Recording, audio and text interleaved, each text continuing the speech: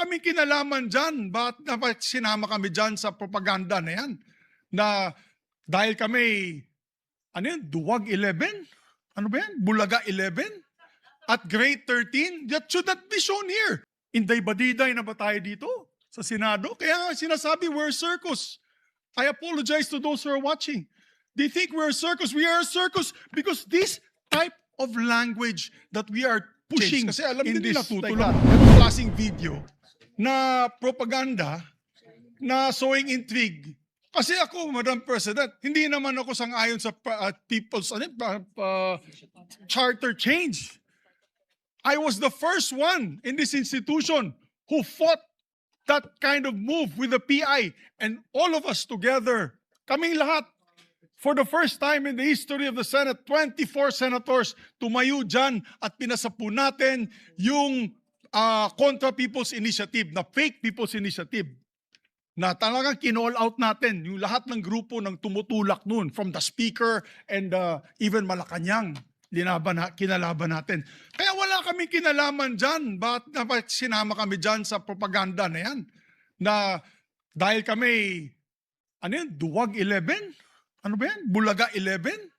At grade 13? That should not be shown here. Because what will stop us now, Madam President, for that lady senator, that we come up also with a propaganda video here, papalabas din namin, yung mga sala nila. Oo, kung ano-ano, hindi naman kami ganyan. No? To gain traction, to gain views and publicity, will destroy our fellow colleagues here? Walang ganyanan. Ako, hindi ako nagagalit. Kilala niyo ako. Ako pinaka-amiable dito. Mahal ko kayong lahat. Pero hindi tama yung pangyayaring iyon. Hindi ba? Kung galit po kayo, magsalita po siya dyan, magalit siya sa gobyerno niya. Magalit siya sa kapatid niya. Burahin niya kapatid niya. Pero wag naman niya idamay yung mga tao na walang kinalaman dyan. Katulad niyan, never ako kinausap ni Senate President Soto. Never ako kinausap ng mga kasamahan ko dito about charter change. Kasi alam din nila, tutulak ko. Tinanong ko din sila, wala silang kausap, wala silang kinalaman, wala silang alam sa charter change. This whole group is just nodding, shaking their heads. There is no such thing. Inday-badiday na ba tayo dito sa Senado? Kaya nga sinasabi, we're a circus. I apologize to those who are watching. They think we're a circus. We are a circus because this type of language that we are pushing in this August chamber, it's unparliamentary, Madam President. It is unparliamentary. And I'll tell you now, these people here, ladies and gentlemen, in this body, are not in favor of any amendments to the Constitution. We just want to bring back the integrity of this same chamber. Cannot we discuss that as a group, as a body, that we fight for our integrity, for the good name to be brought back, for people like Jokno, people like Tanyada, people like Aquino, people like Salonga, even Frank Drilon, people like Miriam Defensor Santiago, Joker Arroyo, who stood here for what was the best times of our institution. Have we forgotten that and we've made it already like a circus? Madam Chair, I do not agree. Because I'm not Macamarcos. I'm not, so when you come up with a propaganda tool like that, hitting all of us, it makes us look that we are, nasa panig po kami ng mali at nasa panig po kami ng mga demonyo. Diba? May panindigan po kami lahat dito, Madam President. So therefore, you can see my passion on this.